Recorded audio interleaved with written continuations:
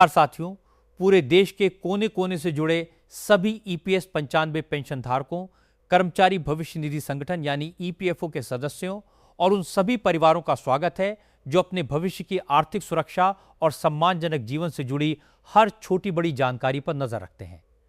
आज की ये जानकारी बेहद महत्वपूर्ण है क्योंकि पिछले कुछ दिनों में ईपीएस 95 न्यूनतम पेंशन को लेकर फिर से चर्चाएं तेज हुई हैं। अलग अलग राज्यों में पेंशनर्स के प्रतिनिधिमंडल लगातार जनप्रतिनिधियों से मुलाकात कर रहे हैं, ज्ञापन सौंप रहे हैं और अपनी वर्षों पुरानी मांगों को सरकार तक पहुंचाने का प्रयास कर रहे हैं। इसी बीच उत्तर प्रदेश के कानपुर से सामने आई एक महत्वपूर्ण मुलाकात ने एक बार फिर इस विषय को चर्चा के केंद्र में ला दिया है। लेकिन इस खबर को समझने से पहले मैं आप सभी से एक छोटी सी अपील करना चाहता हूं। अगर आप चाहते हैं कि पेंशन, ईपीएफओ, कर्मचारियों और सरकारी योजनाओं से जुड़ी हर सत्यापित और महत्वपूर्ण जानकारी सबसे पहले आप तक पहुंचे, तो अभी इस वीडियो को लाइक जरूर करें और हमारे चैनल को सब्सक्राइब करके नोटिफिकेशन बेल ऑन कर लें ताकि भविष्य में कोई भी महत्वपूर्ण अपडेट आपसे छूट ना जाए। साथियों, सबसे पहले यह स्पष्ट कर देना जरूरी है कि इस समय सोशल मीडिया पर ईपीएस 95 न्यूनतम पेंशन को लेकर तरह तरह की बातें चल रही हैं। कहीं 7,500 रुपये पेंशन लागू होने का दावा किया जा रहा है, कहीं मुफ्त मेडिकल सुविधा मिलने की बात कही जा रही है और कहीं यह कहा जा रहा है कि सरकार ने फैसला कर लिया है। लेकिन जिम्मेदार नागरिक होने के नाते हमें केवल उन्हीं जानकारियों पर भरोसा करना चाहिए जिनकी पुष्टि आधिकारिक स्रोतों, विश्वसनीय समाचार रिपोर्टों या संबंधित विभाग द्वारा की गई हो। अभी तक न्यूनतम पेंशन बढ़ाने संबंधी कोई अंतिम सरकारी अधिसूचना जारी नहीं हुई है। हालांकि यह भी सच है कि देश भर के पेंशनर्स लगातार अपनी मांगों को लेकर सक्रिय हैं और अलग अलग स्तर पर सरकार तक अपनी बात पहुंचाने का प्रयास कर रहे हैं। इसी क्रम में कानपुर में हुई हालिया मुलाकात को महत्वपूर्ण माना जा रहा है क्योंकि इसमें प्रतिनिधिमंडल ने सांसद को ज्ञापन सौंपकर अपनी प्रमुख मांगों से अवगत कराया। जानकारी के अनुसार प्रतिनिधिमंडल ने सांसद के सामने 4 प्रमुख मांगें रखी। पहली मांग ये थी कि वर्तमान में मिलने वाली 1,000 रुपए की न्यूनतम मासिक पेंशन को बढ़ाकर 7,500 रुपए प्रति माह किया जाए तथा भविष्य में महंगाई के प्रभाव को देखते हुए इस पर महंगाई राहत देने की व्यवस्था भी की जाए। दूसरी मांग में पेंशनर्स और उनके जीवन साथी के लिए बेहतर और सुलभ चिकित्सा सुविधाओं की आवश्यकता पर जोर दिया गया। तीसरी मांग सुप्रीम कोर्ट के संबंधित आदेशों और पेंशन से जुड़े प्रावधानों को प्रभावी ढंग से लागू करने से जुड़ी बताई गई। वहीं चौथी मांग उन कर्मचारियों को राहत देने की थी जो विभिन्न कारणों से योजना के दायरे से बाहर रह गए हैं। ये सभी मांगें प्रतिनिधिमंडल द्वारा ज्ञापन के माध्यम से रखी गईं। इन मांगों पर अंतिम निर्णय लेना केंद्र सरकार और संबंधित विभागों के अधिकार क्षेत्र में आता है। साथियों, इस पूरी मुलाकात का सबसे महत्वपूर्ण पहलू यह रहा कि सांसद ने प्रतिनिधिमंडल की बात सुनी और उनकी मांगों को संबंधित स्तर तक पहुंचाने का आश्वासन दिया। लोकतांत्रिक व्यवस्था में जनप्रतिनिधियों के माध्यम से अपनी बात सरकार तक पहुंचाना एक सामान्य और वैधानिक प्रक्रिया है। ऐसे आश्वासन को अंतिम सरकारी निर्णय नहीं माना जा सकता, लेकिन इसे पेंशनर्स की आवाज को आगे बढ़ाने की दिशा में एक सकारात्मक कदम जरूर कहा जा सकता है। यही कारण है कि इस मुलाकात की चर्चा कई जगह हो रही है और पेंशनर्स के बीच उम्मीद की नई किरण दिखाई दे रही है। दरअसल महंगाई लगातार बढ़ रही है। रोजमर्रा की जरूरतों का खर्च पहले की तुलना में काफी अधिक हो चुका है। दवाइयों की कीमतें, अस्पतालों का खर्च, घरेलू आवश्यकताएं और जीवन यापन की लागत लगातार बढ़ रही है।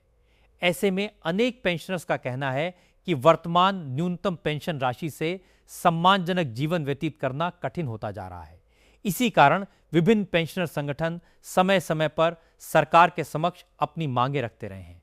कई संसदीय समितियों और विभिन्न मंचों पर भी पेंशन व्यवस्था को मजबूत बनाने पर चर्चा होती रही है। हालांकि किसी भी बदलाव के लिए वित्तीय प्रभाव, कानूनी प्रक्रिया और सरकारी स्वीकृति जैसे कई चरणों से गुजरना पड़ता है। इसलिए किसी भी संभावित निर्णय के बारे में अंतिम निष्कर्ष तभी निकाला जाना चाहिए जब सरकार की ओर से आधिकारिक घोषणा की जाए। इसी बीच ईपीएफओ अपने डिजिटल सिस्टम को और अधिक मजबूत बनाने की दिशा में भी लगातार काम कर रहा है।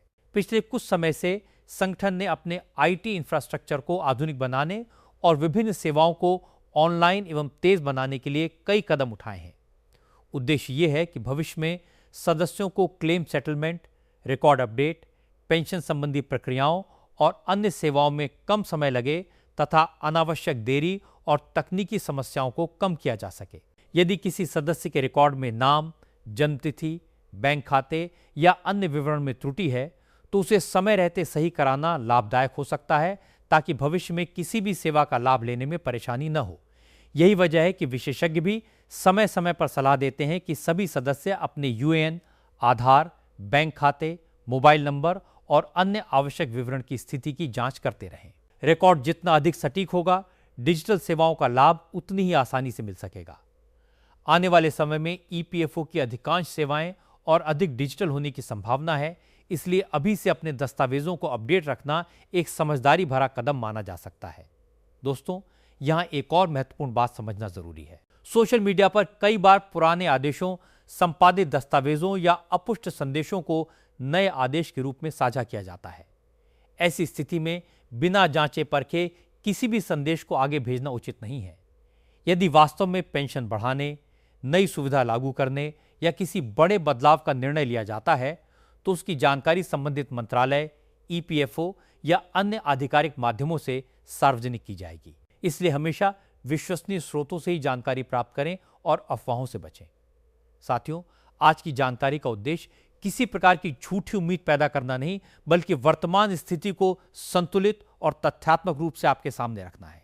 यदि भविष्य में सरकार, श्रम मंत्रालय या ईपीएफओ की ओर से इस विषय में कोई आधिकारिक निर्णय, अधिसूचना या नई घोषणा जारी होती है तो उसकी पूरी जानकारी, उससे जुड़े नियम और उसका वास्तविक प्रभाव हम आपके साथ विस्तार से साझा करेंगे, ताकि आपको सही और प्रामाणिक जानकारी समय पर मिल सके।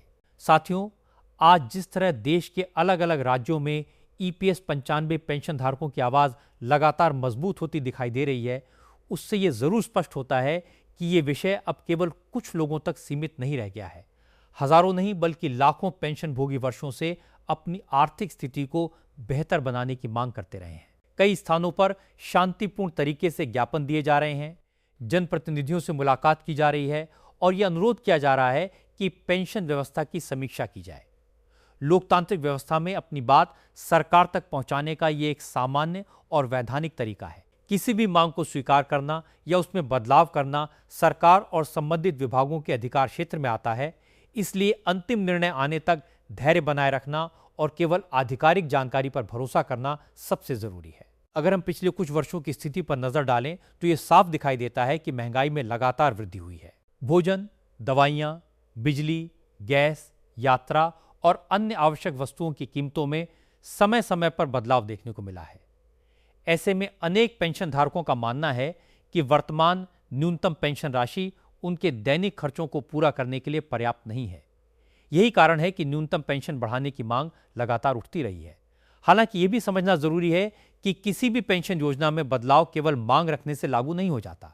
इसके लिए वित्तीय मूल्यांकन, कानूनी प्रक्रिया, विभिन्न मंत्रालयों के बीच विचार विमर्श और अंततः सरकार का आधिकारिक निर्णय आवश्यक होता है। इसलिए किसी भी संभावित राशि को अंतिम मान लेना उचित नहीं होगा जब तक कि सरकार स्वयं इसकी घोषणा न करे। इसी बीच ईपीएफओ द्वारा अपने सिस्टम को आधुनिक बनाने के प्रयास भी लगातार जारी हैं। डिजिटल सेवाओं को बेहतर बनाने के लिए नए IT platform, Tej claim processing और रिकॉर्ड सत्यापन जैसी सुविधाओं पर काम किया जा रहा है। इसका उद्देश्य ये है कि भविष्य में सदस्यों को छोटी छोटी त्रुटियों के कारण महीनों तक कार्यालयों के चक्कर न लगाने पड़े। यदि किसी सदस्य का नाम, जन्मतिथि, बैंक विवरण, आधार या अन्य जानकारी सही और अपडेट होगी तो ऑनलाइन सेवाओं का लाभ तेजी से मिल सकेगा। इसलिए यदि आपने अभी तक अपने रिकॉर्ड की जांच नहीं की है तो समय रहते उसे सही करवाना आपके हित में हो सकता है। दोस्तों, यहां एक और महत्वपूर्ण बात समझना जरूरी है। इंटरनेट के इस दौर में कई बार ऐसी खबरें वायरल हो जाती हैं जिनमें लिखा होता है कि अमुक तारीख से 7,500 रुपये पेंशन लागू हो गई है या सभी पेंशन भोगियों के खाते में नई राशि आना शुरू हो गई है। कई बार ऐसे संदेशों के साथ पुराने आदेश या संपादित दस्तावेज भी जोड़ दिए जाते हैं, जिससे लोग भ्रमित हो जाते हैं। इसलिए किसी भी संदेश को सच मानने से पहले उसकी पुष्टि अवश्य करें। यदि वास्तव में कोई बड़ा निर्णय लिया जाता है तो उसकी जानकारी आधिकारिक अधिसूचना, संबंधित मंत्रालय या ईपीएफओ के अधिकृत माध्यमों से सार्वजनिक की जाएगी। यही सबसे विश्वसनीय तरीका है। अगर आने वाले समय में सरकार न्यूनतम पेंशन, चिकित्सा सुविधा या किसी अन्य सुधार को लेकर कोई नया निर्णय लेती है तो उसका लाभ किसे मिलेगा, कब से मिलेगा और किन शर्तों के साथ मिलेगा, ये सब केवल आधिकारिक आदेश में ही स्पष्ट होगा। इसलिए अभी किसी भी वायरल संदेश के आधार पर निष्कर्ष निकालना उचित नहीं है। जागरूक रहना जरूरी है, लेकिन अफवाहों से बचना उससे भी ज्यादा जरूरी है। साथियों, अगर आपको लगता है कि इस तरह की संतुलित और तथ्य आधारित जानकारी समाज के हर पेंशन धारक तक पहुंचनी चाहिए, तो इस वीडियो को जरूर लाइक करें और इसे अपने साथी पेंशन भोगियों, परिवार के सदस्यों और मित्रों के साथ साझा करें। आपका एक शेयर किसी व्यक्ति को गलत जानकारी से बचा सकता है और उसे सही तथ्य तक पहुंचा सकता है। यदि आपने अभी तक हमारे चैनल को सब्सक्राइब नहीं किया है तो अभी जुड़ जाइए, क्योंकि हमारा प्रयास हमेशा यही रहता है कि आधिकारिक अपडेट आने पर सबसे पहले उसकी सही और सरल जानकारी आपके सामने रखी जाए। आज की पूरी चर्चा का निष्कर्ष यही है कि पेंशन धारकों की मांगें लगातार उठ रही हैं। विभिन्न स्तरों पर प्रतिनिधिमंडल अपनी बात रख रहे हैं और जनप्रतिनिधियों से संवाद भी हो रहा है। ये एक सकारात्मक लोकतांत्रिक प्रक्रिया है, लेकिन इसके साथ साथ ये भी उतना ही जरूरी है कि अंतिम सरकारी निर्णय आने से पहले किसी भी दावे को सत्य मानकर न फैलाया जाए। धैर्य, जागरूकता और सही जानकारी ही इस समय सबसे बड़ी ताकत है। हमारा उद्देश्य हमेशा यही रहेगा कि ईपीएफओ, श्रम मंत्रालय, केंद्र सरकार या किसी अन्य संबंधित विभाग की ओर से जैसे ही कोई आधिकारिक आदेश, अधिसूचना या नई घोषणा जारी होगी, हम उसके हर पहलू को सरल भाषा में आपके सामने लेकर आएंगे।